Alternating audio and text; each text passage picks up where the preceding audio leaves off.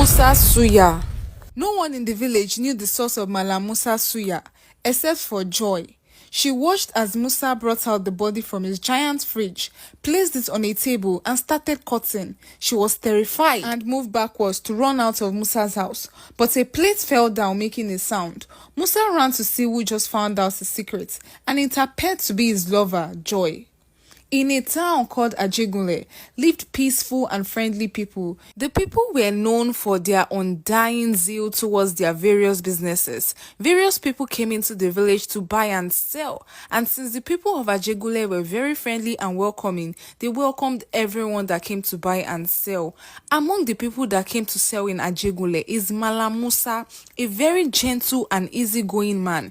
He was so gentle, never talks much, except his marketing to his customers. The people of Ajegunle loved Malam Musa so much, and they loved the suya more. Every time they passed a stall, they were welcomed by the aroma of sizzling beef that pulled people like hands to sugar. The people loved the suya so much. It was delicious, spicy, soft, and very addictive. The people knew there was one secret ingredient Malam Musa had to his suya, but they never guessed right. Malam Musa had so many competitors because of his suya. Ever since they came into the town several years ago, the people abandoned their old suya vendors and made him their favorite. The old suya vendors were so angry, but when they ate a suya, they knew why the people chose him over them. They tried all they could to know his secret recipe, but they never did. They were also bothered about the price of Malam Musa suya. Apart from the fact that the suya was so sweet and soft, it was so cheap.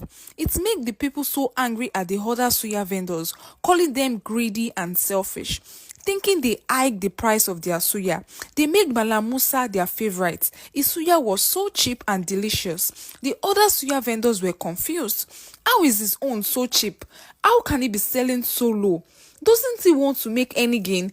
They asked themselves, but they never got answers. Most suya vendors left the business because everyone were buying from Malam Musa. Coming to Ajegunle was the best decision Malam Musa has ever made, according to him. In the previous village he was in, he never made sales like he did in Ajegunle town. The people also liked the taste of his suya, but he hardly made any gain. But ever since he moved to Ajegunle town, his sales rise like never before. People from both far and near visited the village to eat the popular Malam Musa suya. His business grew so much. He started by selling with a table on the village streets. Soon he expanded. He upgraded to a mini shop. He had so many customers. They would line up even before the suya is ready, screaming, "Musa, my friend, na me first reach here, oh. Musa, I want plenty pepper, oh. Musa this, Musa that." The people shouted, begging to have a taste of his suya. Soon, Musa couldn't handle the business alone anymore. It was draining for him. He was working so hard. He thought long and hard and decided to break his one rule of not hiring someone. Musa did all of his suya business himself. So many people went to him begging for a job.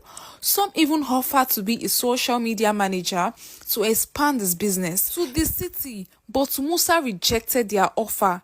He never listened to them, but it became so much for him to handle. He broke his rule and hired 3 people. They had to assist him in selling alone. They are not involved in the meat cutting, washing process. This kind of bothered his workers. Musa is meant to supervise them while they do most of the work, but instead, Musa was doing most of the work. He had 3 shops at different bus stops. Musa would cut, wash, and boil the meat in his